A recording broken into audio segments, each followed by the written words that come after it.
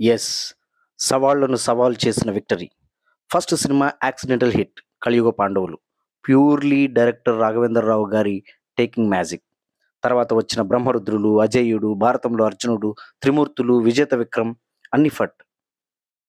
ఆ తర్వాత వచ్చిన 'శ్రీనివాస కళ్యాణం'తో మళ్ళీ ట్రాక్ ఎక్కాడు. ఈలోగా కుర్రాడు బాగున్నాడు కానీ యాక్టింగ్ లేదు. ప్రొడ్యూసర్ కొడుకైతే ఏంటి స్టఫ్ ఉండాలి కదా! ఎన్నో విమర్శలు. Foreign returned. తెలుగు చదవడం, రాయడం రాదు. మాట్లాడడం అంతంత మాత్రమే. భయంకరమైన పోటీ.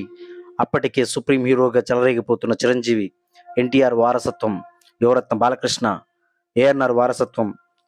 యువ సామ్రాట్ నాగార్జున. ఇలా చెప్పాలంటే కంటికి కనబడని శక్తులతో బయటికి కనిపించని యుద్ధమే చేశాడు వెంకీ. అద్దం ముందు నిలబడి గంటలు గంటలు ప్రాక్టీస్.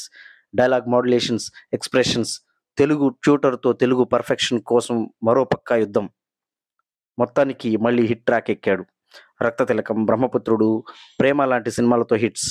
'ప్రేమ' సినిమాకి నంది అవార్డు తెచ్చుకున్నాక గానీ తనలో ఉన్న నటుడిని తాను నమ్మలేదు.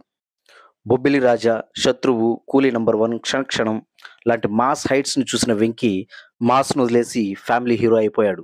'చంటి' లాంటి బ్లాక్ బస్టర్ కొట్టాడు. వెంకీది రాంగ్ స్టెప్ అన్న వాళ్ళందరికీ నోరు మూసుకునేలా సమాధానం చెప్పాడు. ఏపీలోని ప్రతి ఆడపడుచు ఇలాంటి బ్రదర్ కావాలి, ఇలాంటి వాడే భర్తగా కావాలని కోరుకునేలా మారిపోయాడు.